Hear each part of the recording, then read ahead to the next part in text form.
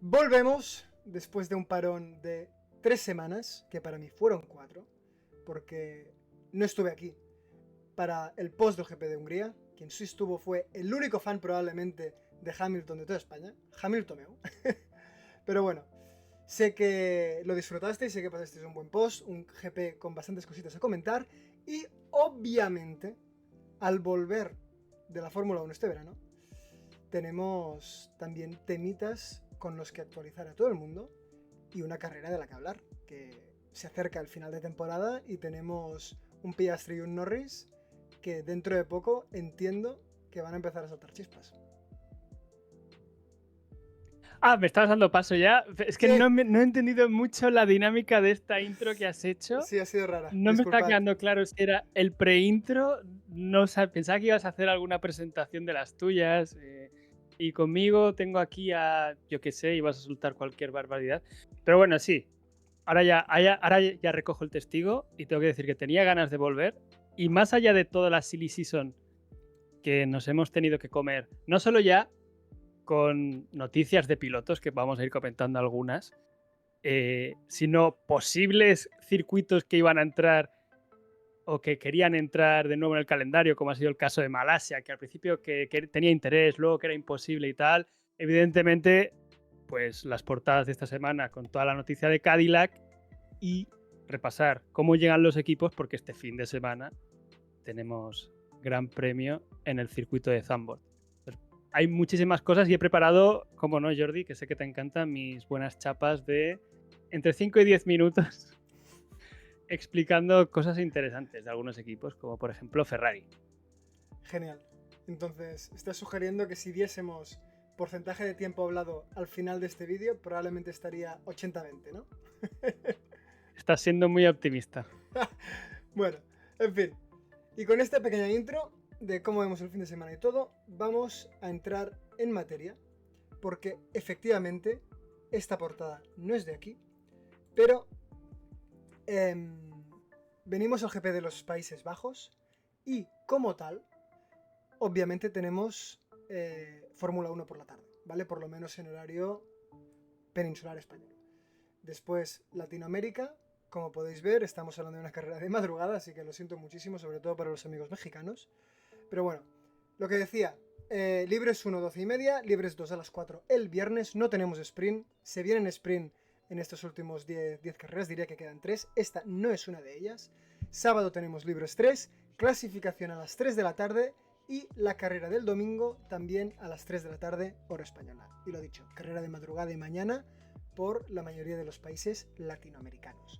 Entonces, a nivel de meteo, ¿qué es lo que nos espera? Pues un viernes pasado por agua, que probablemente haga que todos los libres sean prácticamente inútiles, al igual que los 3 del sábado, porque obviamente la carrera será en seco y es la del domingo, y una clasificación que seguramente pintará interesante, con un pronóstico de lluvia, y que esta temporada yo creo que ha sido de las partes más interesantes de todos los fines de semana.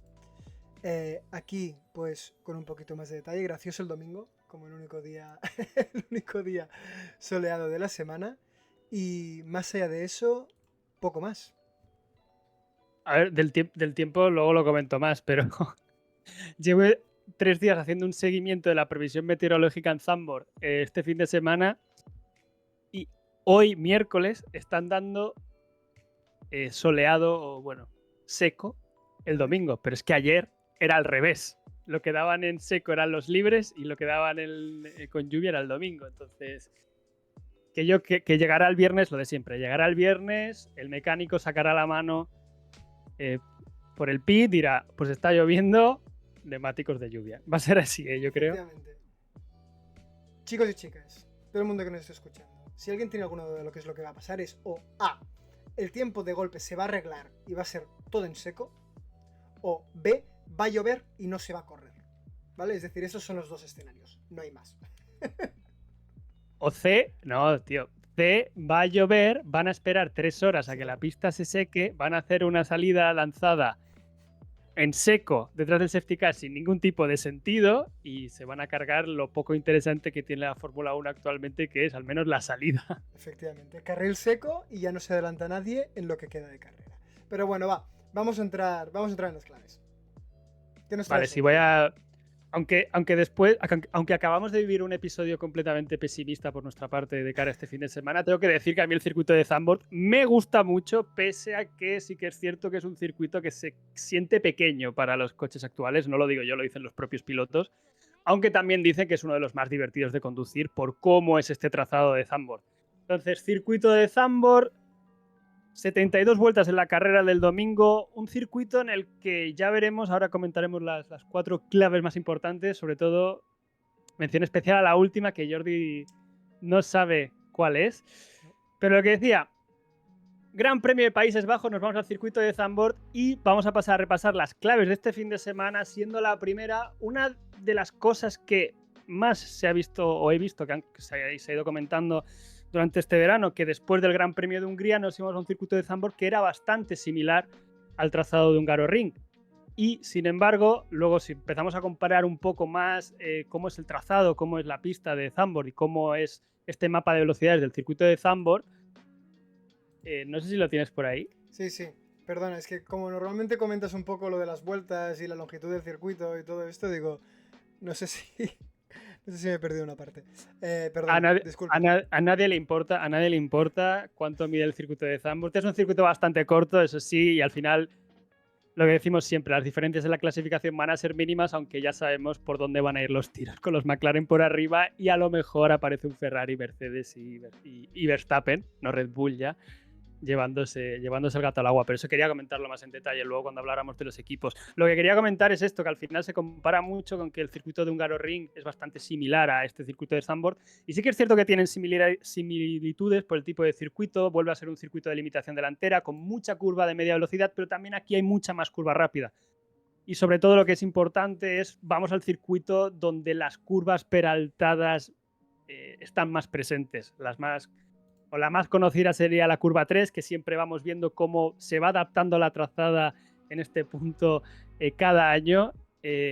Por ejemplo, fueron graciosas las declaraciones que hizo Fernando Alonso hace un par de años, probando trazadas distintas durante los libres, durante las sesiones de libres, y que luego se le sirvió para un pedazo de salida que se marcó hace unos cuantos años. Y luego también la última curva, que es una curva peraltada de muy largo radio, porque eso es lo que tenemos aquí sobre todo, curvas de muy largo radio, y eso sí que es cierto que es muy similar al circuito de Hungría. Como decía, curvas, circuito muy exigente para la parte delantera, y a nivel de carga aerodinámica ya lo mostraba también en el gráfico de Pirelli que estabas poniendo antes, pero en definitiva vamos a ver que los coches recuperan otra vez las configuraciones de más carga aerodinámica. He puesto aquí las que trajeron ya el año pasado al circuito de Zandvoort y todos iban con bastante carga aerodinámica. Viendo la tendencia de este año, no va a ser raro ver que algunos vuelvan a traer lo mismo que trajeron en Hungría, y algo que han estado haciendo sobre todo este año los equipos es, sí, montamos mucha ala trasera, pero luego jugamos mucho con la carga del ala viga.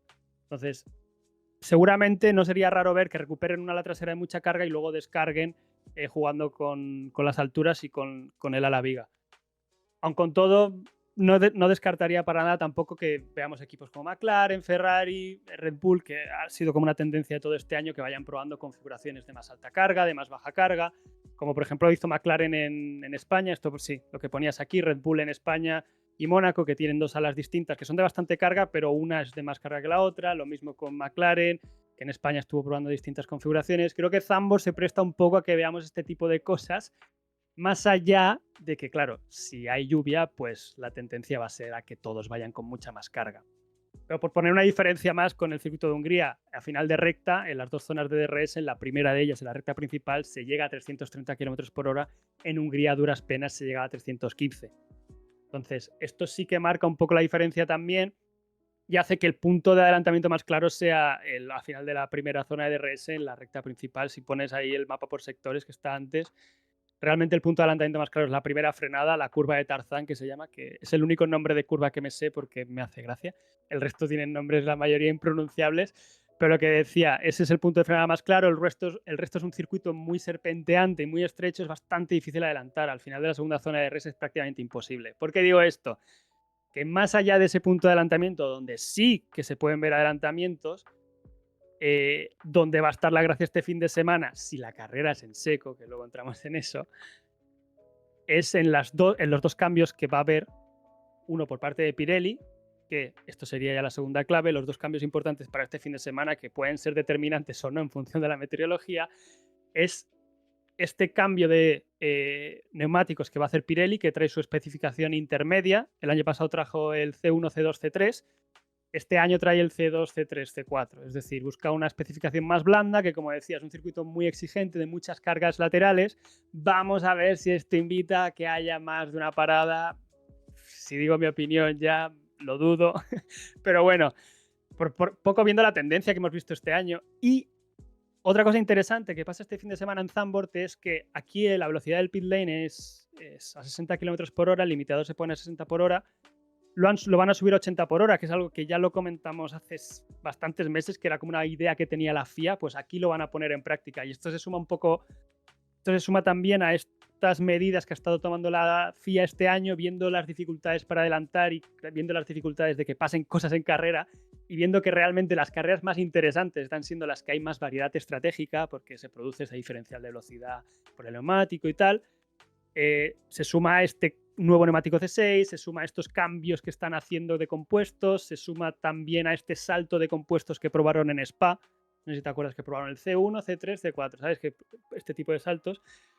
Pues aquí se suma este cambio en el límite de la velocidad en el pit para ver si así se reduce el tiempo de parada y a los equipos les parece más interesante. Bueno, no es que les parezca más interesante, sino que en sus cálculos realmente les compensa. Pero yo creo que viendo lo difícil que está siendo adelantar, por mucho que a lo mejor el tiempo de parada se reduzca, si no consigues adelantar, te puede pasar como Verstappen el otro día en Hungría, que te chupes un trenecito de 7 coches y no los adelantes y pierdas un montón de tiempo y no te acabe compensando. Entonces, vamos a ver cómo sale este experimento y vamos a ver si podemos ver cómo sale este experimento, porque la tercera clave es lo que ya hemos estado comentando, que tampoco le voy a dar mucho más bola, es el tema de la lluvia. Que no solo es el tema de que pueda haber lluvia durante los libres, durante la clasificación, y esto pues afecte a que veamos los neumáticos de seco en carrera y veamos todo este cambio de estrategias de Pirelli y tal, sino ya también por un tema de que la pista, al final este circuito está construido sobre dunas. Y por un lado, que esto lo he comentado antes, es un circuito donde cada año aparecen baches. Y hace un mes y pico, creo que fue, hubo como llovió un montón y creo que se rompió parte del asfalto y todo, han tenido que arreglarlo y tal. Entonces, vamos a ver qué pistas se encuentran. Es una pista en la que no se corre normalmente. Este fin de semana no se va a correr más que la Fórmula 1. Entonces, por un lado, la pista se tiene que ir limpiando porque por estar muy cerca de la playa se va llenando de arena y se ensucia fácilmente. La pista se limpia muy rápidamente, pero claro, si va a estar lloviendo, puede llegar el domingo con una pista completamente desconocida, aunque sea seco. Y eso sí que puede ser algo determinante, no solo la meteorología en sí, sino esta evolución de la pista en clasificación, sobre todo, por esto de cuántos intentos tienes en Q1, Q2 y Q3, y luego de cara a la carrera. Y la última clave, que creo que ya me he enrollado bastante, la última clave es el dato más irrelevante, pero que a mí me parece muy importante, que es, si pones la siguiente foto, aquí el año pasado fue la última carrera en la que vimos a Logan Sargent, donde tuvo ese accidente y donde Williams decidió bajarlo del asiento. Sé que no es nada relevante con respecto al este fin de semana, pero creo que eso marcó un antes y un después para mí, y he querido mencionarlo. Estás muteado, por cierto. Digo, perdón, la costumbre. Eh, qué diferencia, pero, entre la visión que seguramente tenía la Fórmula 1 en general sobre Colapinto en el momento en el que entró sustituyendo a Logan Sargent con la que tiene ahora mismo, ¿eh? Pero bueno, sí. Celebración importante, al igual que también lo fue en su momento la salida de Latifi y muchos otros que vinieron antes también y que vendrán después, como Duhan. Pero bueno, gracias, Guille, por todo este De detalle. nada. Siempre es un placer escucharte y aprender sobre el circuito. Pero ahora ha llegado el momento de empezar a hablar de temas candentes. Y el que más candente está es este que compartimos por aquí, que es que Cadillac ha hecho oficial su parrilla de pilotos para el año que viene. Ya ha decidido tirar por el equipo de segundos pilotos. Y digo esto porque obviamente recordaremos que Valtteri Bottas fue el escudero de Hamilton durante su gran etapa en Mercedes, y por otra parte Checo Pérez ha sido durante muchos años el escudero, o ha intentado ser, el escudero de Verstappen en Red Bull. Entonces, Cadillac ha hecho este movimiento y lo que te quiero lanzar yo como pregunta es, ¿crees que ha sido un buen movimiento o no? Bueno, me parece que es un movimiento lógico por dónde se está metiendo Cadillac. Es decir, al final Cadillac con esto deja claro que ha apostado por la experiencia, y esto no es algo que diga yo, lo dicen desde el propio equipo, que al final han apostado por, como has dicho tú, escoger a un Valtteri Bottas que sí que es cierto que estaba como reserva de Mercedes, pero que había formado parte de una gran estructura ganadora como ha sido Mercedes, y por otra parte vuelve Checo Pérez a la Fórmula 1, que un saludo a los mexicanos de nuevo. Vuelve Checo Pérez a la Fórmula 1, que también ha formado parte de una de las grandes estructuras dominadoras de los últimos años, como ha sido Red Bull. Aunque ahora el equipo está ya más de capa caída, pero los últimos 4 años de Red Bull han sido bastante potentes. Entonces, veo razonable que al final el equipo Cadillac, siendo que entra nuevo en esta categoría, apueste por tener 2 pilotos veteranos, tener 2 pilotos con experiencia, que no solo ya son un seguro de que tienen talento y que tienen velocidad, también te llevas ese know-how, esa forma de trabajar, esos contactos, ese atractivo dentro del paddock. Entonces, es un movimiento que por parte de la experiencia creo que es razonable, y creo que era hasta cierto punto esperable, porque sí que se habló en su momento de que apostarían por un veterano y un piloto joven, sobre todo un piloto joven estadounidense, teniendo a Jack Crawford en Fórmula 2. Pero bueno, hablaron desde Cadillac en este sentido, el jefe de equipo, Loudon, y dijo un poco esto, que estos 2 pilotos eran la mezcla perfecta de talento, ambición y sobre todo experiencia que ahora mismo necesita Cadillac en sus años de formación, en estos 2-3 primeros años donde el equipo se va a sentar o va a intentar asentarse en la categoría. Yo, por ejemplo, pensaba un poco también en cuando, por decirte, 2 equipos que entraron, los 2 que se mantienen y que entraron en la Fórmula 1 más recientemente, sería Red Bull hace 20 años ya, y por ejemplo Haas. Por ejemplo, Red Bull en su momento sí que apostó por tener a un veterano como Coulthard, aunque luego su compañero era Christian Klien. Y sí que es cierto que en su momento se habló de esa veteranía que podía aportar Coulthard a la estructura y que podía ayudar al equipo a crecer. Luego, además, el equipo fichó a Webber y sí que tuvo una dupla de veteranos que recuerda un poco a lo que estamos viendo ahora mismo, la opción que está aportando Cadillac. Entonces creo que es lo más razonable viendo históricamente lo que se ha ido haciendo. Haas, por ejemplo, en su momento no apostó por una dupla tan veterana.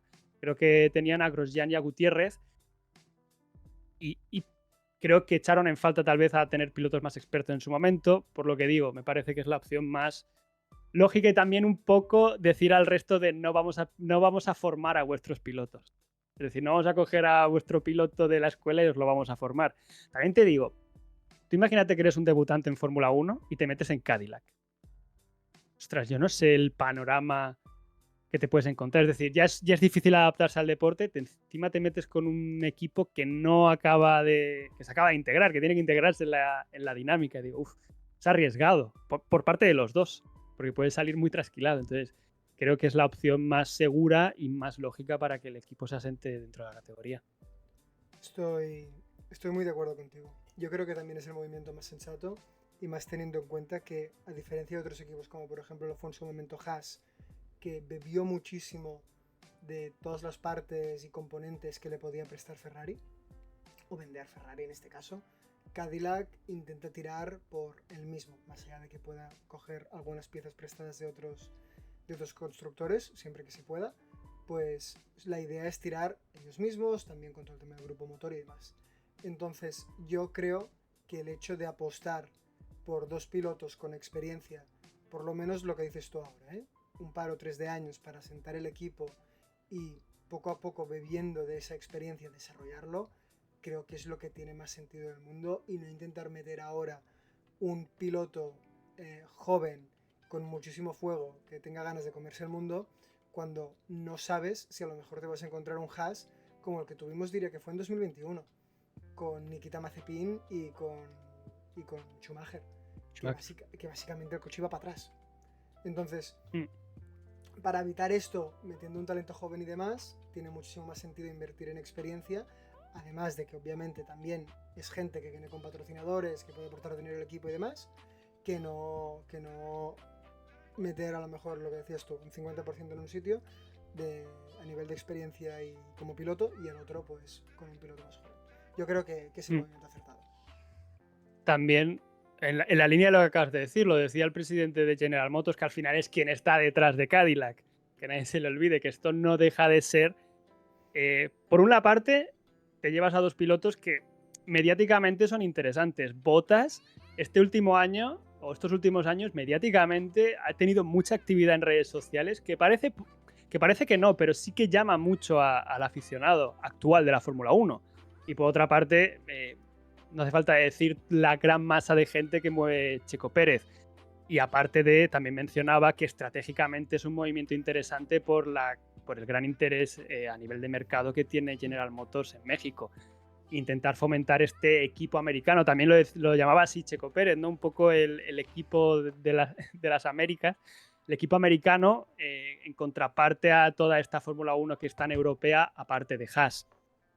Que luego podemos comentar también un poco de las sedes que va a tener Cadillac y cómo logísticamente puede esto llegar a afectar al equipo. Pero bueno, pero en la línea yo creo que al final son estos 3 puntos clave, ¿no? Que hacen que la decisión sea la más interesante: experiencia, impacto mediático que tienen los pilotos, aparte de efecto llamada de contactos, influencias que pueden tener en el paddock, más allá del know-how y todo lo que decíamos, y también evidentemente la parte estratégica que puede haber detrás de este movimiento. Sí. Luego me ha parecido interesante la entrevista que hicieron ayer, y Checo Pérez también habló del tema, de cómo le habían contactado a final de 2024 y cómo Cadillac se había puesto en contacto con él para valorar su ambición después de estar un año fuera de la Fórmula 1, porque como he dicho, Bottas sí que estaba como piloto de pruebas en muchos equipos. Le hemos comentado que ha estado con McLaren, ha estado con Mercedes, o sea, se ha mantenido activo, pero Checo Pérez, con Alpine también.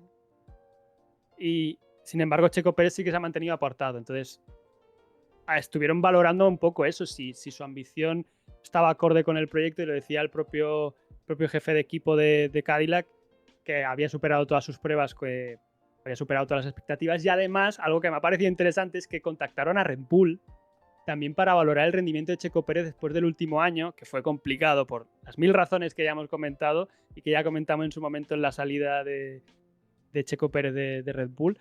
Pues eso, para intentar valorar qué había pasado. Y al final lo decían ellos, es muy difícil valorar el rendimiento de un piloto cuando tienes un equipo que claramente estaba tan enfocado a Verstappen. Esto lo dice desde Cadillac, que no lo digo yo. Entonces, llama un poco la atención, ¿no? Bueno, llama la atención, no, lo veo hasta cierto punto normal, pero que lo digan tan abiertamente. No, estuvimos hablando con Red Bull también para valorar si Checo era la opción más correcta y tal. Y al final, pues todo parece que ha cuadrado y han tirado para adelante. Y tengo que decir que me alegro porque ya lo dije cuando terminó, cuando terminó la semana pasada y se hizo oficial el anuncio, de que me molaba que Checo tuviera como un last dance, porque se fue de una forma que no fue para nada bonita. Después de esa renovación a mitad de temporada, y que evidentemente fue un año complicado, o 2 años complicados, y el rendimiento no está donde tal vez se esperaba, aunque viendo cómo está el segundo asiento de Red Bull actualmente, no sé dónde se espera el rendimiento de ese asiento actualmente. Pero que mola que tenga la oportunidad de salir con mejor sabor de boca del que se fue. Y él mismo lo decía, de que tiene ganas de tener una etapa tranquila en la Fórmula 1 y irse de mejor manera de la que se fue. Sí, mira, yo incluso te diría que creo que ambos pilotos, más allá de que han habido conversaciones o declaraciones de que no hay piloto 1 y piloto 2 en este caso, yo creo que vamos a tener el mismo rendimiento por parte de ambos, o muy, muy, muy parecido. Si ese va a ser bueno, mediano o malo, no lo sé. Pero yo creo que ambos pilotos van a estar en un entorno cómodo, donde se les va a dar el coche que más o menos quieren ambos y que les va a funcionar a partes iguales. Y lo dicho, que esto implique que los dos estén muy por detrás en mitad del pelotón o delante, que ojalá sería exageradamente divertido, ¿no? Pues ya es otro tema. Cosa importante también con Cadillac, otros nombres que han sonado, pero que esto ya se ve mucho más difícil, más allá de que también se ha desmentido, que es la hipótesis que había de que Horner fuese a Cadillac como team principal, barra CEO, barra lo que sea, que en este caso pues ya ha sido desmentido, y yo me imagino que Horner, en el momento de empezar cualquier otro proyecto, si lo llega a hacer dentro de la Fórmula 1, va a ser en un modo parecido a lo que es Toto Wolff, que es copropietario del equipo y demás. Entonces, no sé si es esto algo que a lo mejor Cadillac le ha podido ofrecer o sí, encima de la mesa o qué, pero que por ahora, por lo menos, no hay nada. Han salido precisamente desmintiendo eso, que no ha habido ningún tipo de interés por parte de Cadillac, pese a que sí que es cierto, como decías, que Cadillac es un proyecto que podía ser interesante para lo que buscaba Horner en Red Bull, que es tener esta independencia y tener esta motorización propia, que era con Red Bull Powertrains lo que estaba buscando, etcétera, que es la idea que está haciendo Cadillac de...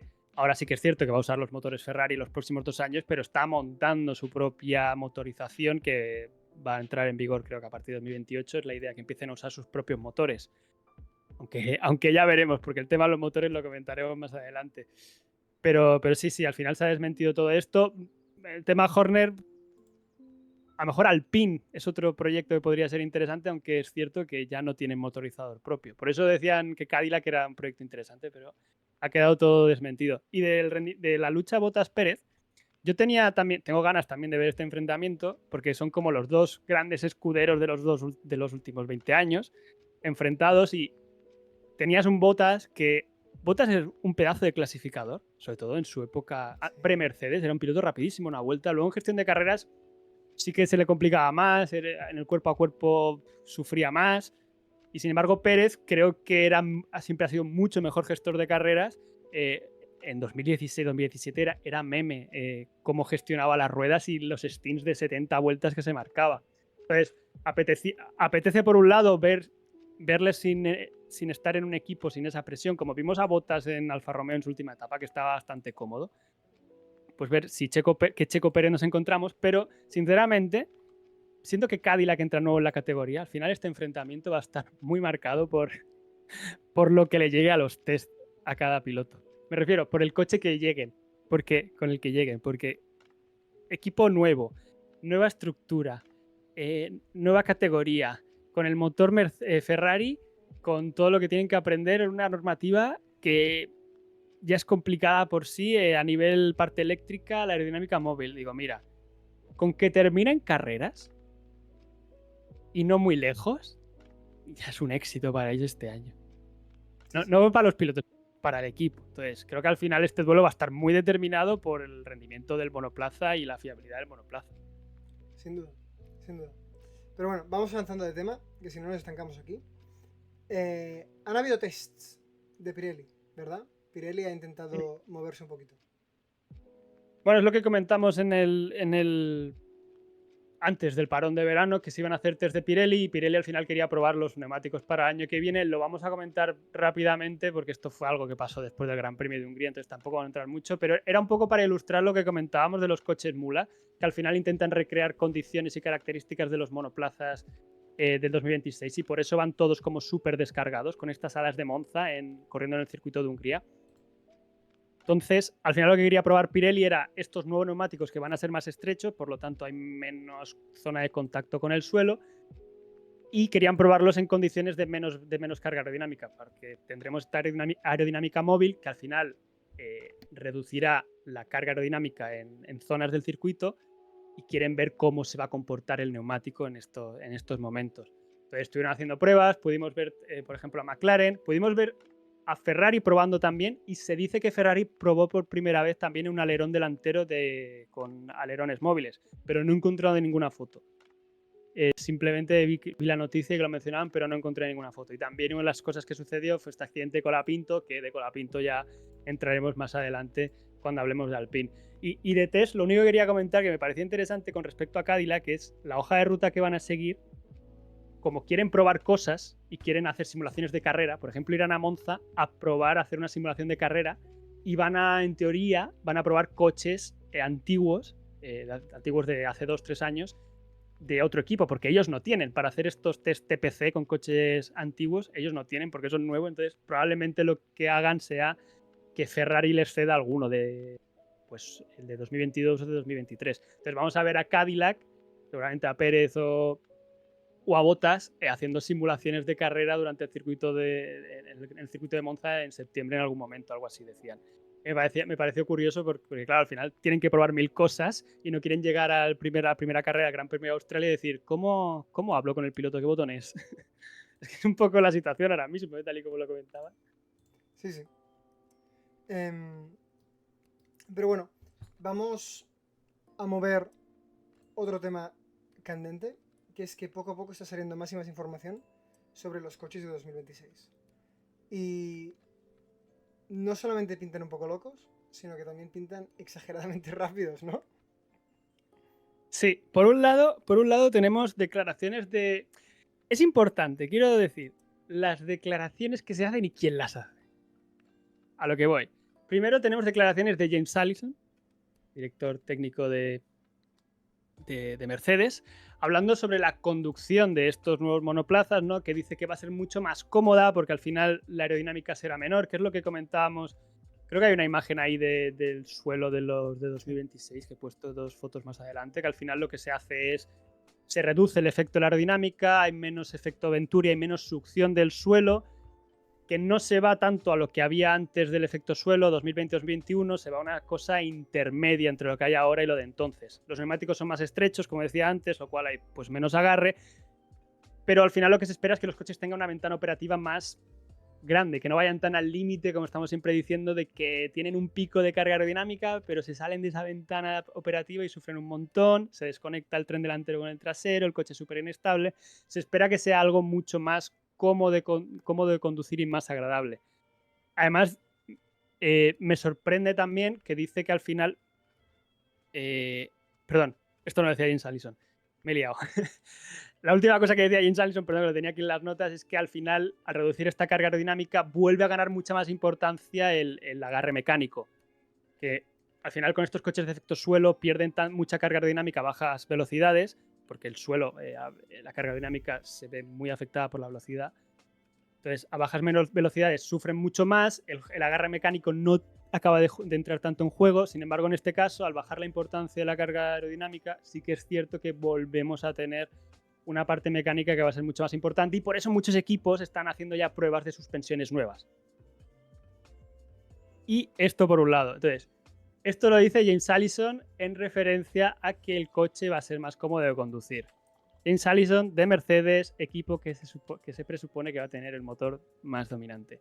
También dice James Vowles que cree que no va a ser una Fórmula 1 tan marcada por los motores, sino que cree que va a ser una Fórmula 1 marcada por el chasis. También van a utilizar motor Mercedes. Y Toto Wolff decía que iba a ser un coche muy interesante. Evidentemente, ellos no echan pestes al coche el año que viene porque se presupone que van a estar ahí delante. Y aquí decía algo interesante, que es que, claro, tienen tanto par de salida en recta y el motor eléctrico da tanta potencia de golpe que se puede llegar a 400 km por hora. Que esto me recordó a una cosa que hizo Honda en 2006, intentando superar un récord de velocidad en las salinas de Bonville. Vi el documental de pequeño, tendría 11 años, 12 años, y está en YouTube, se puede buscar en YouTube, y al final creo que hay una foto por ahí que intentaron batir el récord de velocidad superando la barrera de 400 km por hora con un Fórmula 1. Y es bastante espectacular lo que hacen, porque le quitan todo el alerón trasero, ponen solo un aletín, si te fijas. Sí, sí. Los neumáticos son inters porque no tenían agarre, y al final necesitaban como 11 kilómetros para acelerar el monoplaza, y querían batir los 400 kilómetros, pero se quedaron en 397, no sé qué. O sea, no consiguieron superarlo. Al decir esto Toto Wolff, digo, ostras, a ver si en Monza uno de estos van a superar esta barrera. Y luego lo decía Drugovich también, que Aston Martin, por su parte, ya está probando el motor Honda en el simulador. Decía que al final el coche es bastante divertido conducir porque sales de las curvas como que tienes un cohete. Al final el motor eléctrico te da mucho par de salida a bajas revoluciones porque no tiene todas las pérdidas que tiene un motor térmico. todas ineficiencias, no necesita la inercia del cigüeñal para generar par. El motor eléctrico enseguida te da ese par de salida. Entonces lo mencionaba él, dice, sales de las curvas como un cohete. Y todo esto, resumido en algo que ha salido, pero resumido no, todo esto evoluciona a la noticia de Automotor Un Sport diciendo que la FIA está mirando de cambiar o limitar el despliegue de potencia, la parte eléctrica en algunos circuitos. Decía lo de que Toto Wolff ha dicho que supera los 400 km por hora, pues la FIA ha dicho, ostras, vamos a ir a Mónaco, vamos a ir a Singapur y estos se van a poner a 400 km por hora por el túnel de Monte Carlo. Entonces, la intención que tiene la FIA es limitar este despliegue de la parte eléctrica. En estos dos circuitos en particular, no se sabe si en algunos más. Porque como digo, y como ha dicho Tom Bacis, que es el delegado de la FIA, todavía siguen ajustando cosas. Todavía siguen ajustando cosas a nivel de cuánta recarga se puede recuperar por vuelta en cada sesión, en cada circuito. Porque no va a ser la misma. ¿Cuánto despliegue puede darse en cada sesión en los distintos circuitos? Entonces, todo esto todavía lo están acabando de ajustar a través del feedback que reciben de los pilotos que van probando los monoplazas en el simulador. Y cierro diciendo, los de Cadillac deben estar flipando. Cuando están intentando entrar en la Fórmula 1 y de repente les mandan circulares, cambiándoles cosas, diciendo, ¿pero esto qué es?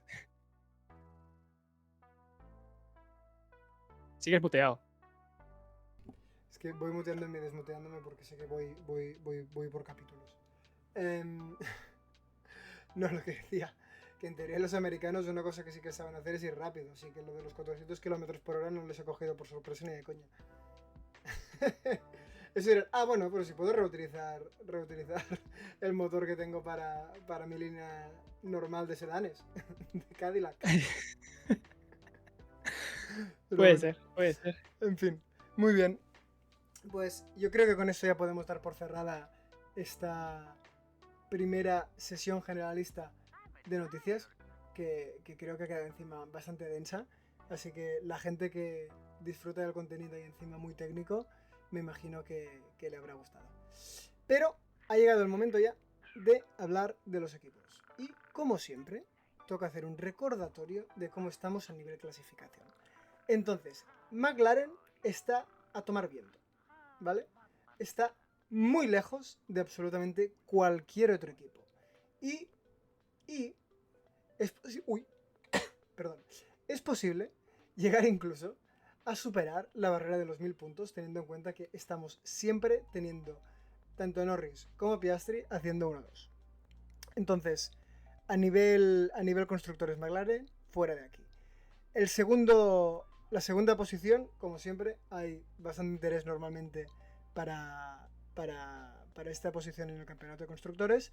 Está luchándose entre Ferrari y Mercedes. Red Bull, por otro lado, como solamente compite con un piloto, pues poco a poco se va a ir quedando más y más atrás. Y donde llega realmente el interés, yo creo, esta temporada, es de el quinto equipo para abajo. Porque ¿cuándo fue la última vez que tuvimos un mundial con equipos donde realmente dices, es que no hay nada zanjado? Porque Alpine tiene un buen fin de semana y se va para arriba. Entonces, es que ahora mismo ver la clasificación del mundial es como del 1 al cuarto sería ver la primera división de fútbol de España y del quinto al 10º es intentar seguir la liga Hypermotion. Te digo en serio, donde el primero de repente pierde por goleada contra el último. Pues es que es un poco lo mismo. Ahora mismo va a ser raro ya que haya ciertos cambios de dinámica, porque ya hemos dicho que ya la mayoría de equipos se están centrando en 2026. Pero yo no descartaría que de repente Alpine se marque un Interlagos del año pasado y te saque la de puntos de la nada. Y Alpine está un poco descolgado, es cierto, pero un Racing Bulls, un Haas, se marca una de esas carreras y te adelanta 2 posiciones. Sí, y teniendo en cuenta que Williams ha perdido un poco el fuelle que demostró a principio de temporada, pues ni mucho menos esa quinta posición está zanjada. Y con un Aston Martin que se marque un GP como lo que fue en Hungría o un Kick-Sauber como lo que pasó en Gran Bretaña o lo que sea, pues aquí te pueden empezar a saltar las posiciones, y no solo las posiciones sino los millones. Que me imagino que ojo Red Bull, Ojo Red Bull. El que caiga en quinta posición. Bueno, alguien me suena que alguien lo puso por escrito en comentarios esto, Ojo. pues sería interesante, pero bueno.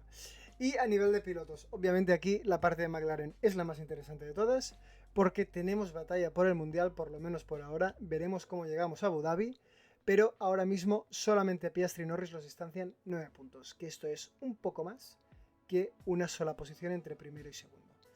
En tercera posición Verstappen, Russell acechándose. Me imagino que está esperando la renovación oficial para terminar de adelantarle. Y después tenemos un Leclerc y un Hamilton, que está bastante por detrás. Vamos a ver cómo vemos a Hamilton este fin de semana, después lo comentamos si quieres cuando hablemos de Ferrari. Un Antonelli que también está muy descolgado de lo que es su compañero de equipo. Y después ya llegamos con Albon, Hülkenberg, que me parece absolutamente fascinante, increíble que esté allí. Y Ocon en 10ª posición, que también me parece raro, sinceramente, porque hay fines de semana donde está y fines de semana donde no. Pero bueno, así es como tenemos ahora mismo las clasificaciones. Y dicho esto, Guille, abrimos los comentarios de los equipos con McLaren. ¿Qué tenemos que esperar de McLaren este fin de semana? A ver, McLaren, yo espero de McLaren lo mismo que sucedió en Hungría y lo mismo que sucedió aquí en Zandvoort el año pasado. Es un circuito con todas estas curvas de tan largo radio, mucha curva media y mucha curva de alta velocidad también, es cierto, que a lo mejor no son los más fuertes en ese tipo de curvas, como comentaremos luego con las declaraciones de Andrea Stella, pero en principio van a ser los más dominadores, son los mejores gestores de neumáticos, que hablando en los neumáticos y puede haber más degradación, creo que todavía les beneficia, y las condiciones mixtas, ya lo hemos dicho 1000 veces, todavía les beneficia más, porque saben gestionar muy bien tanto neumáticos de lluvia como neumáticos de seco. Esto lo llevamos viendo desde la primera carrera en el Gran Premio de Australia. Entonces, todo está en las manos de sus pilotos, que no cometan errores, y el único punto débil que tal vez podría llegar a afectarles aquí en Zandvoort sería esta vulnerabilidad que pueden tener con el viento cambiante, que les afectó un poco en Hungría y no consiguieron la pole. Con afectarles me refiero a que perdieron una décima o dos. Con esto digo, a Aston Martin cuando le afecta al viento pierde un segundo. ¿Sabes? Un poco para contextualizar realmente a que a McLaren le afecte a algo o que le afecte a otro equipo. Entonces, creo que ese es el único punto donde tal vez podrían llegar a sufrir en clasificación, sobre todo en estas condiciones un poco raras que podemos tener. De cara a la carrera no espero otra cosa que hagan un doblete, y todo lo que no sea que este equipo haga un doblete es un fracaso.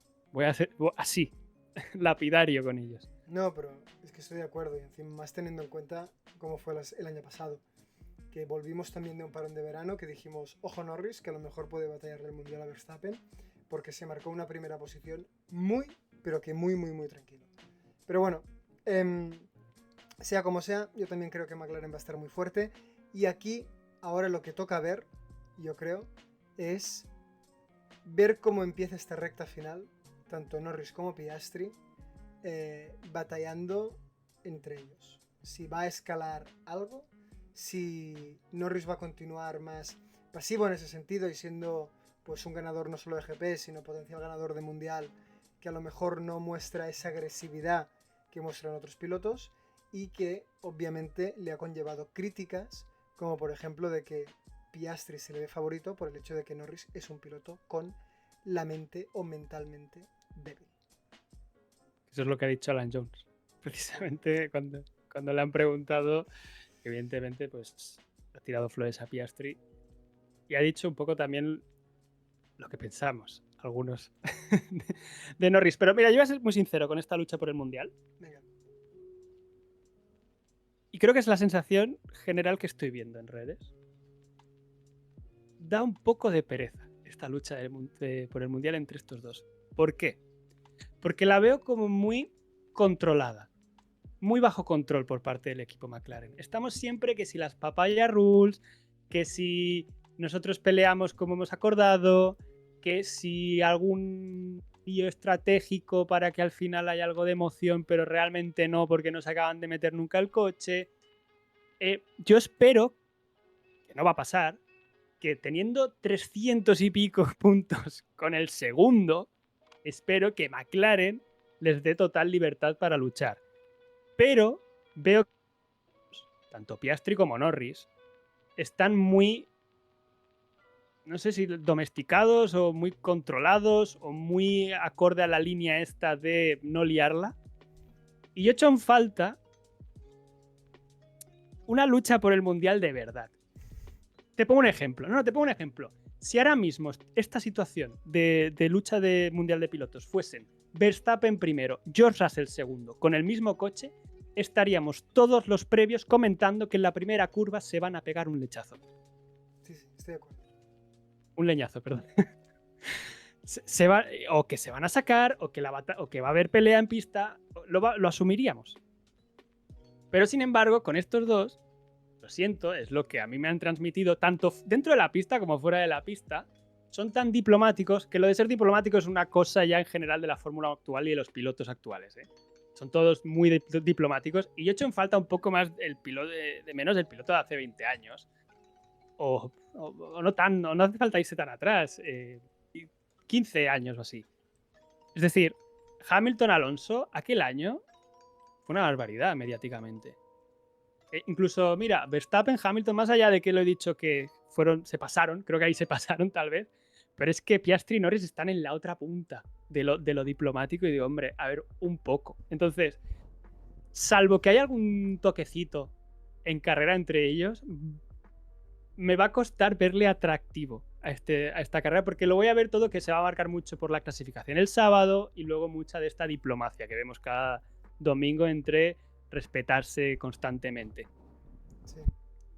A ver, y de Hamilton te diría que de todas las batallas que ha tenido y de todo lo spicy que ha sido, tanto con Verstappen como con Alonso como con Rosberg, aunque el factor común sea Hamilton, yo creo que quien ha llevado toda la picantor de la batalla ha sido el otro. Porque Alonso, déjalo correr también lo movidito que es, Rosberg más de lo mismo, y es Verstappen también el que es un nervio. Aquí yo creo que lo que hace falta es eso. Hace falta por lo menos uno de los dos que esté un poco para allá. Sí. No, bueno, que sea un poco más, muestre un poco más de agresividad, porque les veo tan fríos. Y esto al final genera menos atractivo al público y es lo que yo estoy viendo. Mucha gente está dejando de seguirnos, no solo porque McLaren domine, equipos dominadores ha habido siempre, sino porque al final vemos dos pilotos que parece que no acaban de echarle tal vez el picante necesario para que sea atractivo. Y yo también me estoy viendo un poco afectado por eso. Siento ser tan duro contigo, Jordi. No, y tu equipo. Entiendo que continuarás aquí haciendo podcast, ¿no? Igual independientemente. No, totalmente. Yo aquí seguiré comentando cualquier cambio de tuerca de cualquier equipo, no te preocupes. Entiendo. Pero bueno, veremos cómo avanza esto. Hablamos el domingo, ¿vale? Pero bueno. espero que con esto haya hecho un llamamiento, que sé que Norris y Piastri nos escuchan, sí. y vea un cambio de dinámica. Efectivamente, han aprendido español ambos por nosotros. Vamos moviéndonos. Ferrari. Que de Ferrari diría que traes chapa, ¿no? De Ferrari traigo chapa porque quería hacer un vídeo explicando todo lo que pasó en Hungría, pero bueno, cosas de la vida, pues el vídeo no va a ver la luz. A lo mejor lo acabo haciendo para después del Gran Premio de Monza en función de cómo haya ido la cosa. Pero quería explicar un poco lo que pasó en Hungría porque sí que se ha comentado bastante estas 3 semanas la situación en la que está Ferrari, los problemas que tiene Ferrari y lo que sucedió en el último stint de Leclerc en el Gran Premio de Hungría, donde pasó de estar luchando por la victoria a estar luchando por llegar a meta, prácticamente perdiendo una barbaridad de tiempo con respecto a McLaren, etcétera, etcétera. Entonces lo intento resumir de la mejor forma posible. Ya sabes que mis resúmenes duran entre 5 minutos y 47. Entonces, intento explicar un poco la situación que vivió Ferrari durante ese Gran Premio de Hungría. Ya el contexto ya lo sabe todo el mundo, ¿no? Vuelta 40, última parada de Leclerc, empieza a perder un montón de tiempo con respecto a los McLaren. Entonces, la justificación que se dio en su momento es que empezaron a sufrir de nuevo por el desgaste de la plancha. Entonces, creo que he puesto la foto siguiente, el desgaste de esta plancha del suelo, que ya hemos comentado 1000 veces, que no puede desgastarse más de 1 milímetro al lado de estas piezas metálicas que les ponen. Y esto realmente no es algo que ya estuvo afectando al coche en el último stint de la carrera, sino que ya tuvo cierto impacto desde la vuelta 8, que le pidieron a Leclerc que cambiara el modo de distribución de la energía para que tuviera menos despliegue de energía al final de recta y así reducir la velocidad, que he puesto aquí la comparativa de los datos de velocidad en la vuelta 8 y la vuelta 9, se ve como al final de recta la vuelta 9 tiene menos velocidad punta, lo mismo al final de la recta, de la mini recta que hay al empezar el segundo sector. Esto al final, como al reducir la velocidad, lo que haces es reducir la carga aerodinámica y que el coche no esté tan bajo a la hora de frenar. Porque como al frenar se produce el cabeceo que luego entraremos más en detalle en eso, pues así intentas reducir un poco también ese desgaste de la plancha. Pero no solo le pidieron eso, sino también le pidieron atacar menos los pianos. Si alguien se quiere entretener viendo un Boas de Leclerc durante esa carrera, que dudo que haya nadie que quiera hacerlo, pero sí que se va viendo cómo cambia a la hora de gestionar ciertos pianos, sobre todo la curva 11, que es una de las curvas más rápidas del circuito de Hungaroring. Entonces, por un lado tenemos eso, pero lo que se dice que pasó al partir de la vuelta 40 de ese último stint es que le subieron las presiones de los neumáticos.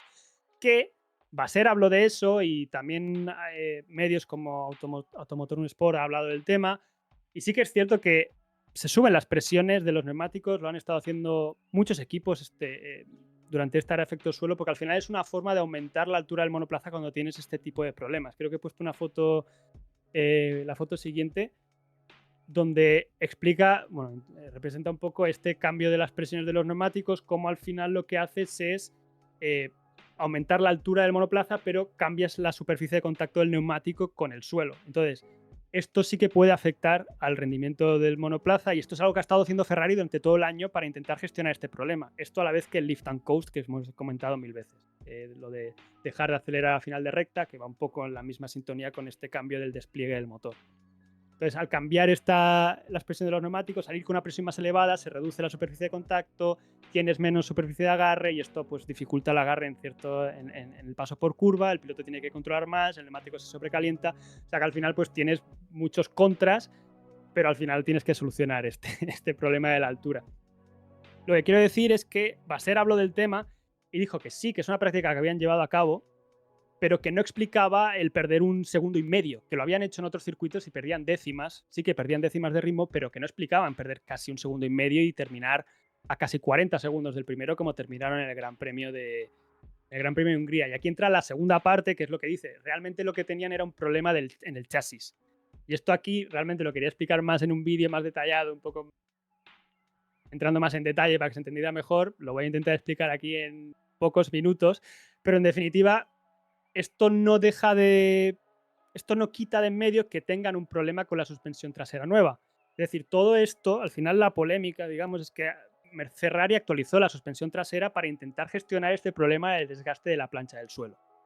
La actualizó en Bélgica, no se reportó que tuvieran muchos problemas ahí y en Hungría al final aparecieron estos problemas. Entonces, si por un lado ha sido lo del desgaste, querría decir que la suspensión trasera nueva no ha funcionado. Pero si además han identificado un problema con el chasis, esto podría también estar relacionado con la nueva suspensión trasera nueva.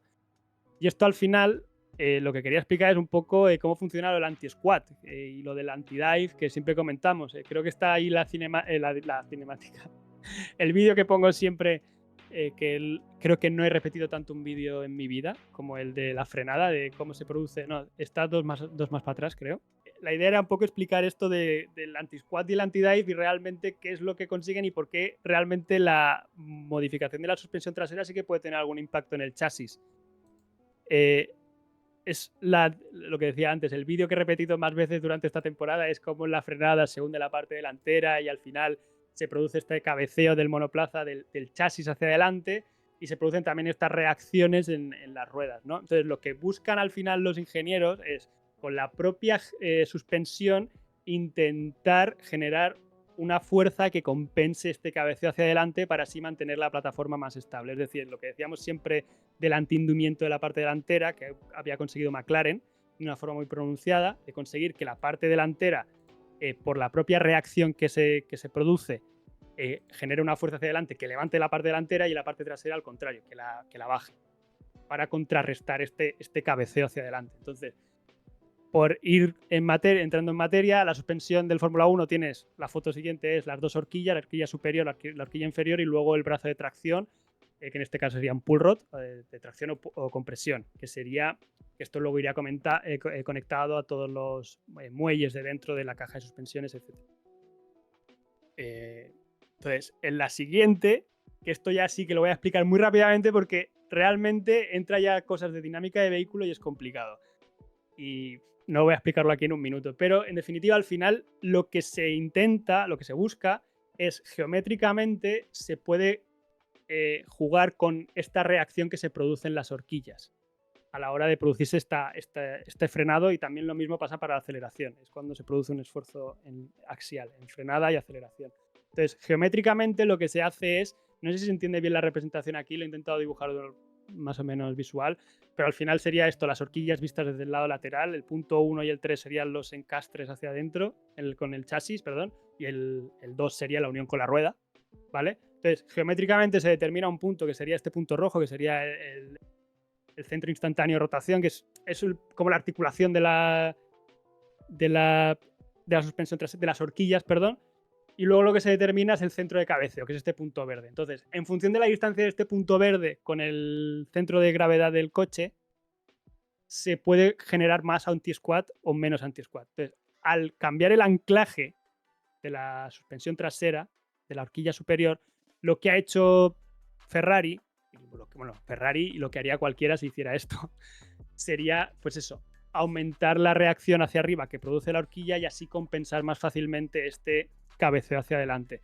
¿Qué pasa? Que al final, si te vas a la siguiente foto, las horquillas van encastradas, van juntadas a lo que sería la caja de cambios, que creo que es la foto siguiente, que Driver 61 tiene un vídeo súper chulo mostrando el interior, y aquí se puede ver cómo las horquillas van encastradas a la carcasa. Entonces, al cambiar este centro de cabeceo, que esto aquí lo he simplificado mucho porque tendría que entrar también la suspensión delantera en juegos, sacar la prolongación de los dos puntos, etc. Bueno, da igual, más complicado que esto. Pero al final lo que se hace es jugar con este punto, con la posición de este punto y su distancia con el centro de gravedad para saber, para intentar determinar para jugar con las reacciones que te van a producir en la suspensión.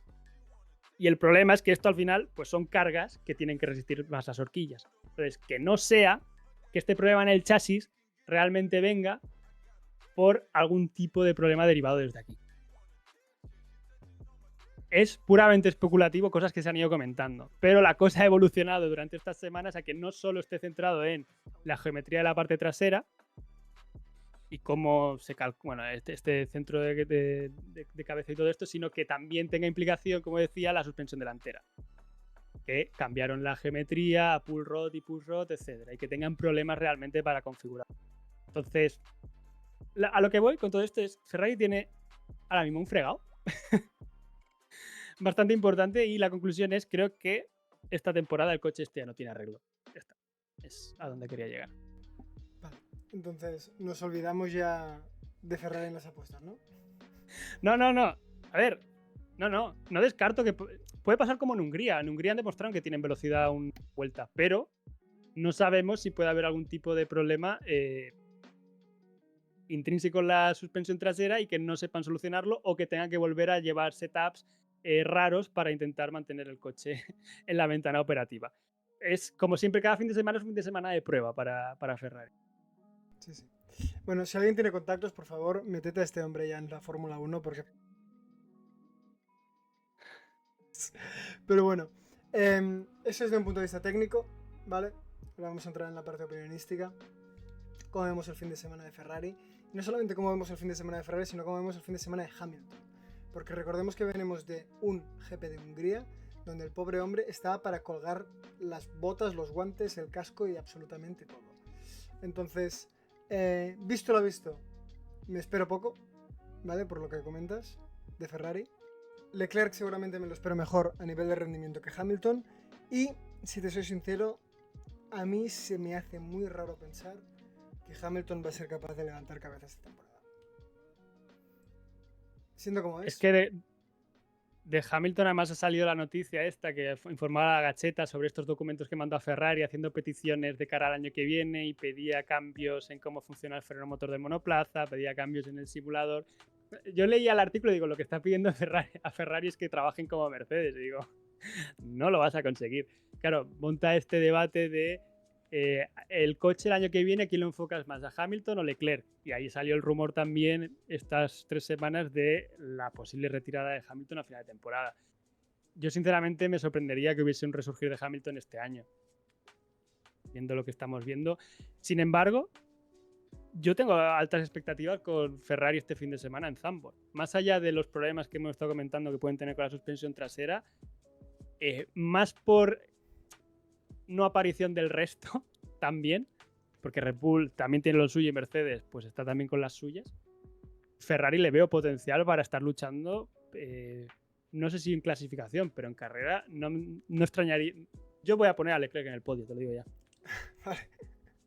Vale. Bueno, veremos si eso se cumple o no. Pero bueno, va, avanzamos al tercer equipo, que teniendo en cuenta el tiempo que llevamos de episodio, sorprendente me resulta que estemos por el tercer equipo. Mercedes. Mercedes viene normal. Tampoco te diría que viene fuerte o viene débil. Yo creo que viene un poco más o menos igual que Ferrari, la expectativa de ver qué es lo que sucede. Ferrari viene con mal pie, porque realmente con Leclerc perdieron una muy buena oportunidad. Yo creo que Mercedes viene en la misma forma, o parecido, ¿vale? Pero diría que tenemos también informe técnico, ¿verdad? De Mercedes. No, pero de Mercedes va a ser mucho más breve. No, al final el tema de Mercedes es, han recuperado la suspensión trasera nueva y sí que habló, por ejemplo,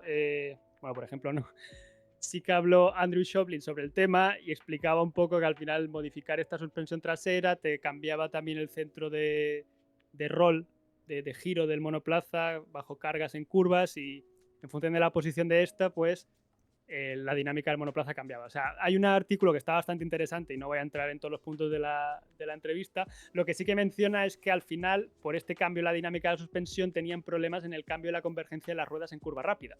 Yeah.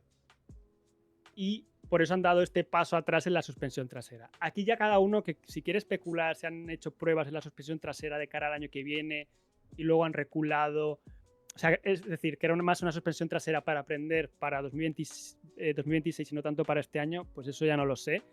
Pero en definitiva quedan marcha atrás con la suspensión trasera y vamos a ver si con esto vuelven a tener esas mejores sensaciones que tenían hace unas cuantas carreras. Aquí al punto... Pero... perdona. No, sí, sí. No. Ah, yo... tú. Solamente aquí iba a decir el hecho de que, más allá del punto de vista técnico, que aquí sobre todo uno de los puntos interesantes por parte de Mercedes es el hecho de ver si podemos recuperar un Antonelli como el que teníamos durante el primer tercio de la temporada, voy a decir. A excepción a lo mejor de esa primera o segunda carrera que mucha gente lo veía como O y yo vi como por el hecho de cómo terminó justo antes de verano, que no sé francamente qué es lo que vamos a ver, y más teniendo en cuenta que su futuro en principio está decidido por los rumores que ya ha descartado Verstappen, pero no sé hasta qué punto eso también le puede haber afectado y le está afectando de cara a la presión y al rendimiento que tiene en carrera. Bueno, Antonelli, simplemente felicitar el cumpleaños, que ya tiene... ¿Qué hacías tú con 19 años, Jordi? Nada. ¿De provecho? Nada. Y de Mercedes, es que es cierto que en Hungría estuvieron mejor, pero acabaron consiguiendo el podio porque también Verstappen y Red Bull estuvieron desaparecidísimos y por la caída de rendimiento de Ferrari. Pero realmente no sé hasta qué punto Mercedes, con esta suspensión trasera, da un paso adelante. Me refiero, vale, con la nueva suspensión has dado 2 pasos para atrás, pero dabas 2 pasos para atrás y ahora solo das 1. Porque al final el resto de monoplazas han ido desarrollando y sí, a lo mejor vuelves a tener las sensaciones que de hace 7 carreras, pero a lo mejor ese coche no es lo suficientemente competitivo. Y sigues teniendo los problemas que tenías en aquel entonces. Entonces, no tengo muy claro dónde va a estar Mercedes este fin de semana. Evidentemente arriba, pero no sé si para luchar con McLaren. De alguna forma. Eso no. Pero tú apuestas por Leclerc en el podio, yo apuesto por Russell. Venga, vale. Ya lo hablaremos. Bien, pues avanzamos y nos movemos en la clasificación para hablar de Red Bull. Que de Red Bull realmente poco hay que decir, ¿no? Porque ni van a traer actualizaciones, ni han habido cambios significativos, o pocas actualizaciones, y realmente tampoco se han pronunciado o han acabado confirmando su parrilla de pilotos. Entonces, poco nuevo hay que añadir, más allá de que Verstappen, como siempre, se le espera fuerte y más encima teniendo en cuenta que estamos hablando de su GP de casa y siendo su última aparición, diría. No sé si está programado ahora mismo de la misma manera que Ocon, veo 2026 sí que hay. Sí, sí que hay, ¿no? Vale, pues eso.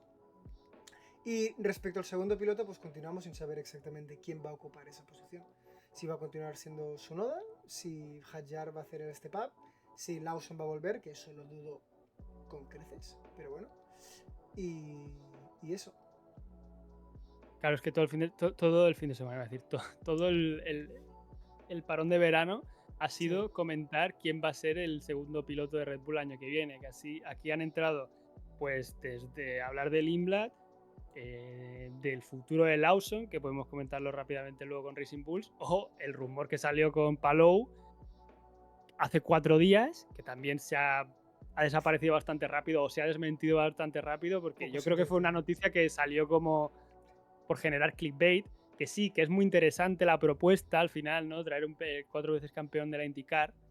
A la Fórmula 1 evidentemente le interesa por todo esto, esta presencia que está ganando en Estados Unidos, pero desde enseguida se ha empezado a desmentir desde medios españoles que tienen contacto con el entorno de Alex Palou. Entonces, no sé exactamente con qué intenciones empezaron a salir esos rumores de un posible dupla de 2 tetracampeones Verstappen-Palou para el año que viene.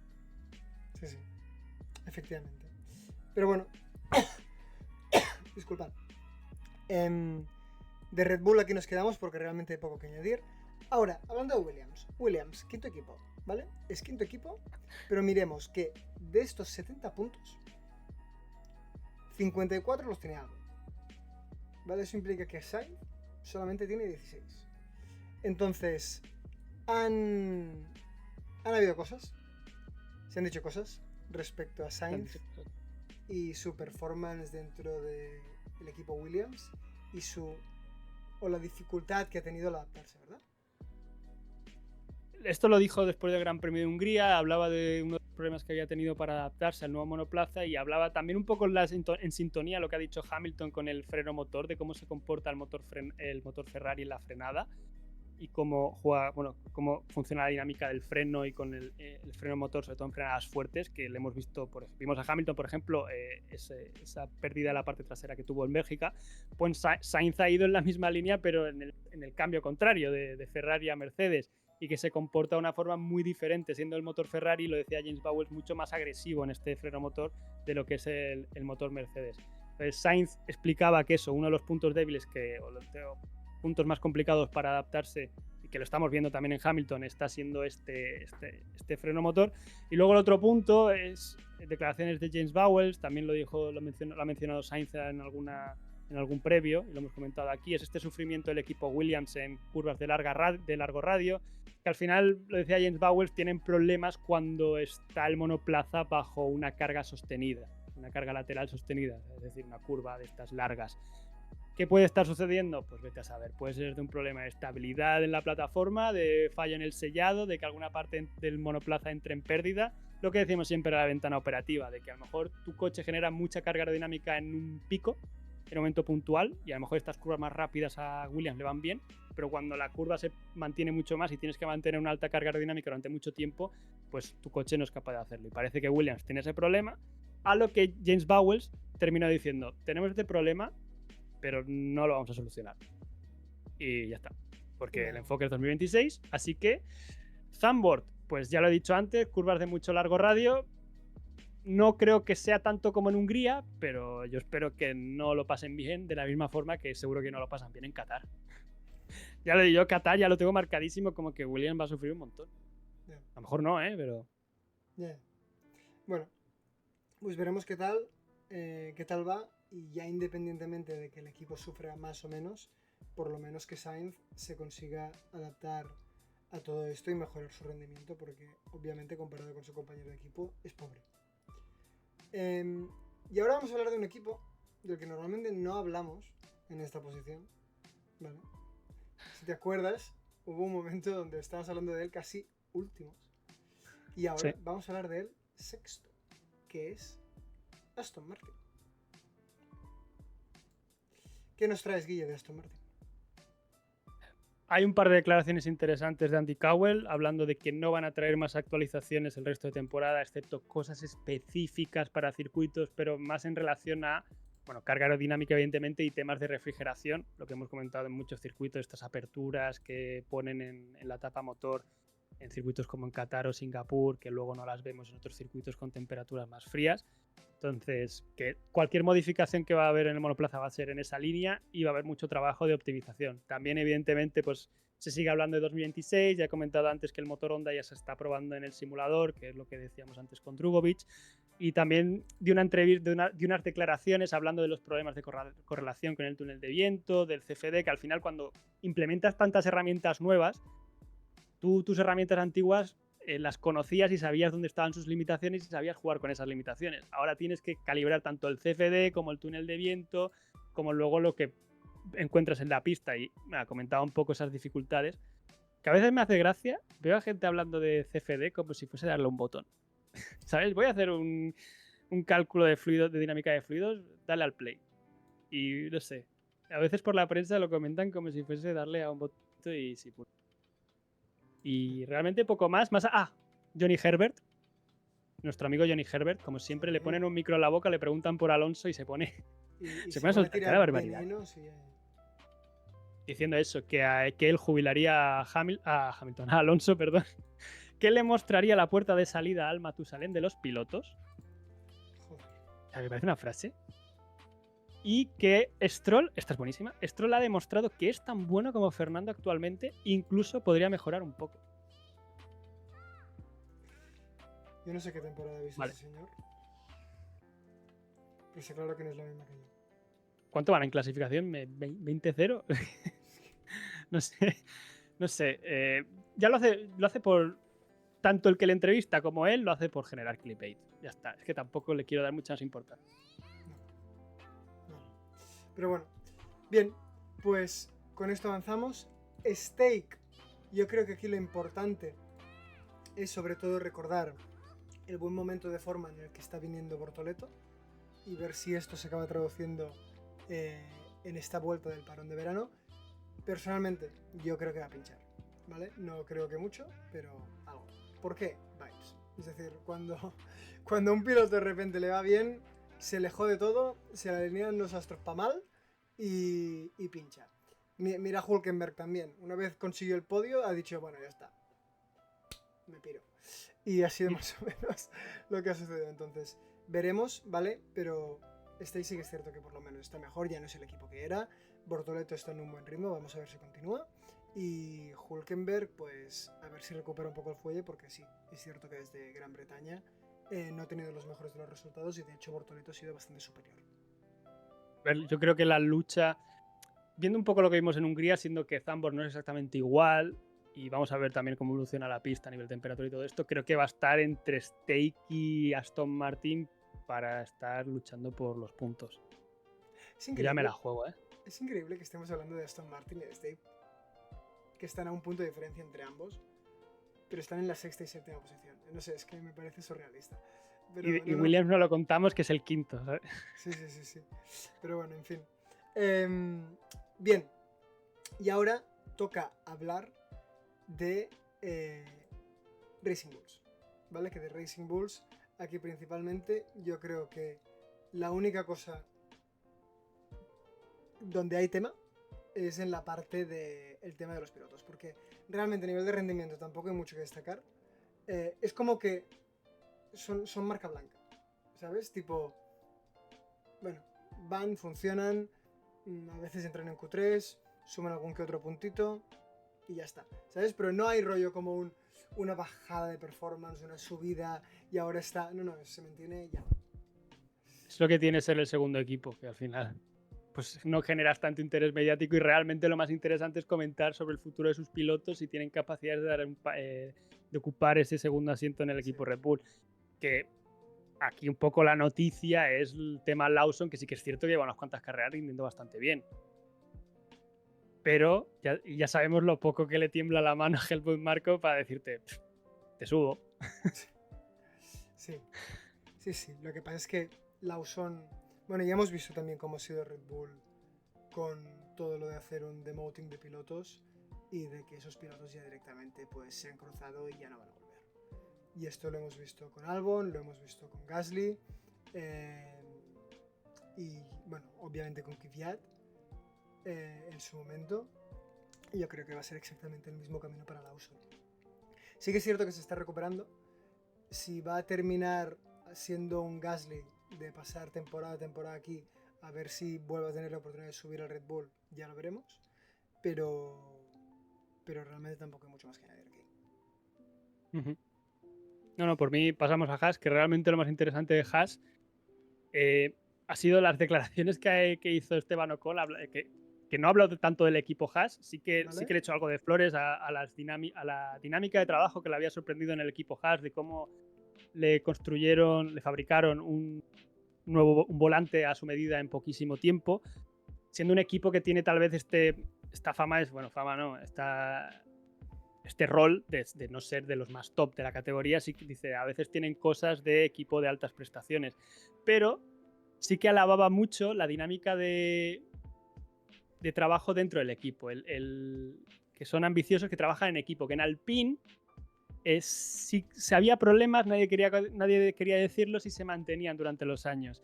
Decía, comparado con mi experiencia anterior, Haas es un equipo saludable. En Alpine no siempre se nos escuchaba y por eso algunos de los problemas siguen estando ahí después de 5 años en el equipo. Y aquí nadie se esconde detrás de nada. Entonces, dice estas declaraciones pues tirando un poco, echando un poco sal en la herida de Alpine, que es un equipo que ahora mismo está en una situación un poco Está crítica absolutamente también. en ruinas, Alpine. No tiene rendimiento, se le va la gente de los equipos, el equipo de ingenieros, y obviamente, pues ya que estamos hablando de ellos, hablemos también del futuro de Colapinto, que ahora mismo pinta un poco negro. Bueno, pinta un poco negro. Es que no lo sé realmente. Sí que salió la noticia y evidentemente cuando hablas del futuro de algunos pilotos, pues se producen ciertas dinámicas en el público que tal vez no son las más interesantes para el propio piloto también, pero salió el medio Automotor Un Sport hablando de que Colapinto no iba a seguir el año que viene. Al final tampoco daban como una fuente de la información, pero Automotor Un Sport suele ser un medio reputado y también falla en muchas cosas. Pero yo creo que el futuro de Colapinto todavía queda por decidir el resto de la temporada. El Alpine es un coche muy difícil ahora mismo, lo estamos viendo tanto en él como en Pierre Gasly. Sí que Gasly ha tenido momentos en los que muestra su veteranía y muestra su experiencia con el monoplaza y sabe sacar más rendimiento. Y Colapinto también creo que está teniendo algunas carreras últimamente con muchas mejores sensaciones de las que tuvo al principio. Pero es que ahora mismo la realidad del coche no es para estar puntuando. Entonces, es difícil brillar cuando un coche es tan complicado. Por eso yo creo realmente que todavía tiene toda la temporada para, si ha habido algún tipo de decisión, cambiarla. Y creo que el futuro de Colapinto se decidirá a final de temporada. También hay que pensar qué opciones tiene Alpine. En el momento en el que Bottas y Pérez, que fueron también uno de los nombres que salieron estas semanas, ya se han firmado con Cadillac, Alpine tampoco tiene pilotos más veteranos que puedan ser más interesantes ahora mismo.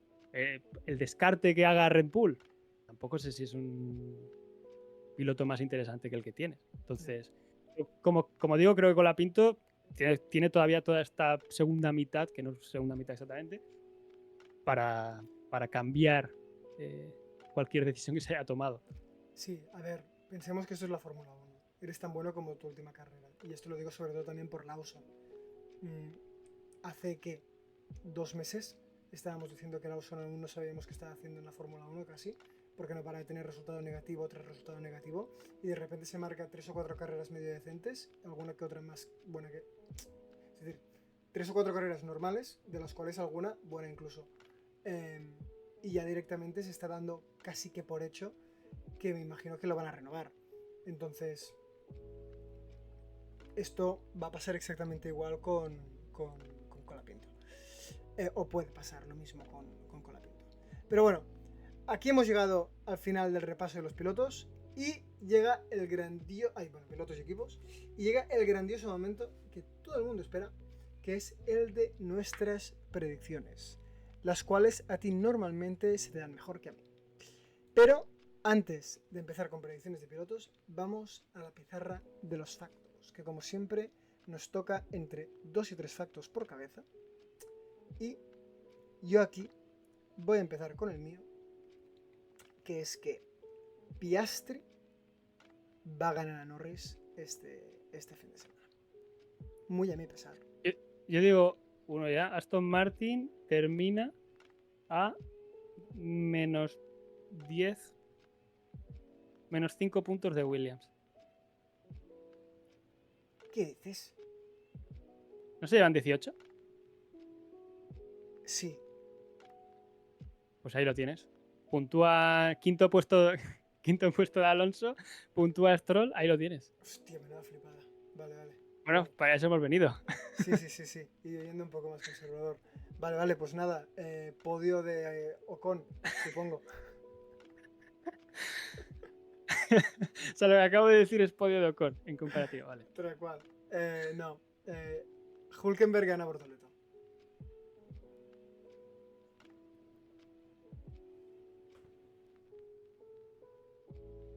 Vale, digo Gasly Q3. Y yo digo, Tsunoda puntúa. Ostras, no hemos hablado de Tsunoda. Me encanta que hemos hablado del segundo piloto de Red Bull, pero no hemos mencionado a Tsunoda, lo damos ya por completamente fuera de la ecuación. Iba a decir algo de Verstappen fuera top 5. En casa, ¿eh? Wow, esa es dura, ¿eh? Pero Red Bull sufrió mucho en Hungría con el balance del monoplaza y el año pasado ya tuvieron problemas aquí. Y este año están Ferrari y Mercedes mucho más cerca. Si tienen los problemas que tuvieron el año pasado, No quedó. Verstappen hizo segundo el año pasado, pero sufrió mucho con el balance del coche. Sufría muchísimo su viraje. Y este año no tienen esta distancia con Ferrari y Mercedes. Entonces, pese al factor Verstappen, que siempre puede ponerte el coche mucho más adelante, me atrevo a aventurarme a esto. Vale. Pues bueno, aquí tenemos nuestros factos. Por favor, si tenéis los vuestros, dejadnoslo en los comentarios, que siempre es divertido leer estas pateadas que nos marcamos Guille y yo. Y las que eso también os marcáis vosotros, obviamente. Y vamos al podio. Vamos 14-22. Esto aún se puede remontar, chicos y chicas. Estamos solamente a 8 puntos. 8 puntos se hacen. Y vamos a empezar. Obviamente ya hemos marcado muy bien. Petre Russell por mi parte. Leclerc por Guille. Y pole de Norris, ¿eh?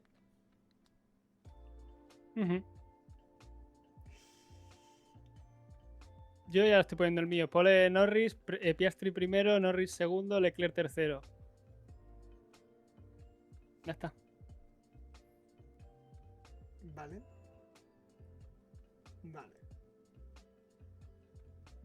No me termina de gustar lo que voy a hacer. Pero bueno. De acuerdo, pues voy a completar mi podio. Creo que va a ganar Piastri. Y segundo va a estar Verstappen. ¿Eso quiere decir que creo que Norris va a quedar en la posición que lo voy a decir? No. Pero que... Cuarto. Sí.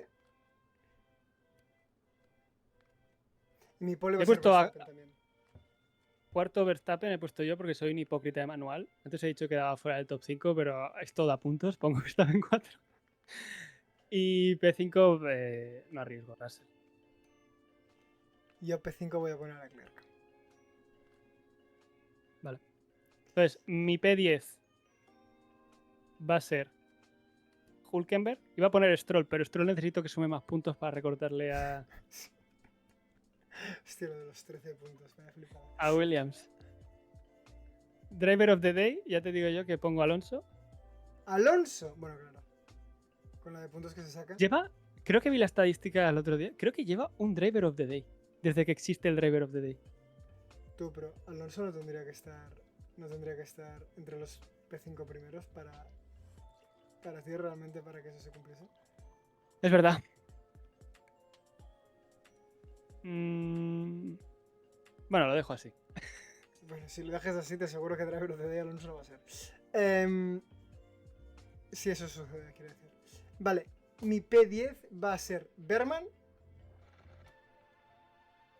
Y mi Driver of the Day va a ser Verstappen.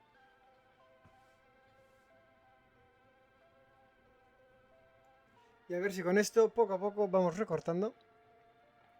Si aciertas todo, me empatas, tío. Bueno, sería espectacular. Puede pasar, puede pasar, puede pasar. Puede Ya pasar veremos. completamente todo. Efectivamente, todo es posible aquí. Pero bueno, esperamos que os haya gustado este episodio, que seguramente ha sido más técnico de lo que han sido muchos otros. Pero bueno, sé que a nuestro público le gusta mucho este tipo de cosas. Y nada, bienvenidos otra vez a la Fórmula 1. Nos quedan 10 carreras por hacer y que esperamos que sean muy divertidas, empezando por la de este fin de semana. Muchísimas gracias y nos vemos en un siguiente vídeo. Chao, chao.